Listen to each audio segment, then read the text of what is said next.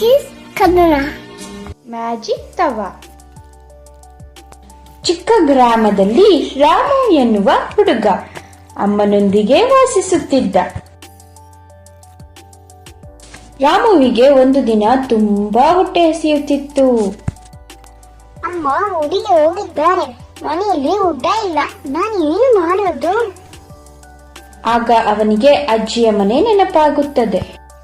ಅಜ್ಜಿ, ನನಗೆ ತುಂಬಾ ಹೊಟ್ಟೆ ಹಸಿಯುತ್ತಿದೆ. ಆಗ ಅಜ್ಜಿಯು ಹಳೆಯ ಕೋಣೆಯಿಂದ ಒಂದು ತವಾವನ್ನು ಹಿಡಿದು ಬರುತ್ತಾಳೆ.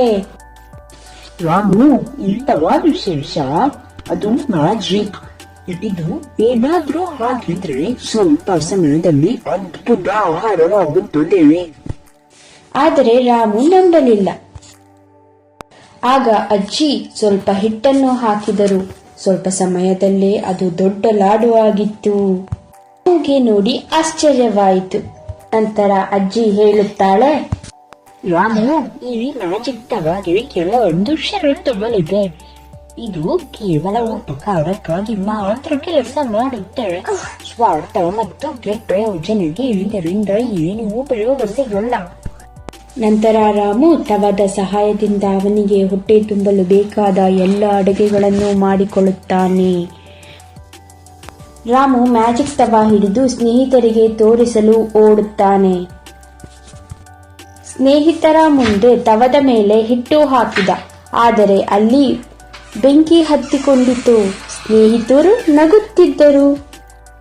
ದಾರಿಯಲ್ಲಿ ಹೋಗುತ್ತಾ, ಮ್ಯಾಜಿಕ್ ತವಾವನ್ನು ಸ್ವಾರ್ಥಕ್ಕೆ ಬಳಸಬಾರದಿತ್ತು ನಾನು. ಒಂದು ದಿನ ಹಳ್ಳಿಯಲ್ಲಿ ಹಬ್ಬವಿತ್ತು. ರಾಮುವು ಮ್ಯಾಜಿಕ್ ತವಾವನ್ನು ಉಪಯೋಗಿಸಿ ಭರ್ಜರಿ ಹಸಿವು ತಡೆಯುವ ಬಡವರಿಗೆ ಆಹಾರ ಸಿದ್ಧ ಮಾಡಿದನು. ಅನೇಕ ಬಗೆ ಬಗೆಯ ಪಾಕಗಳು ತಕ್ಷಣದಲ್ಲಿ ತಯಾರಾಗಿ ಎಲ್ಲರ ಹೃದಯಕ್ಕೆ ಸಂತೋಷ ತಂದಿತು.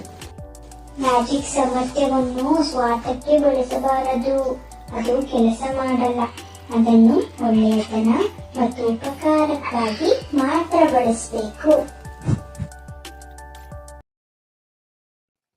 ಈ ರೀತಿಯ ಹೆಚ್ಚಿನ ವಿಡಿಯೋಗಳನ್ನು ನೋಡಲು ನಮ್ಮ ಚಾನೆಲ್ ಅನ್ನು ಸಬ್ಸ್ಕ್ರೈಬ್ ಮಾಡಿ.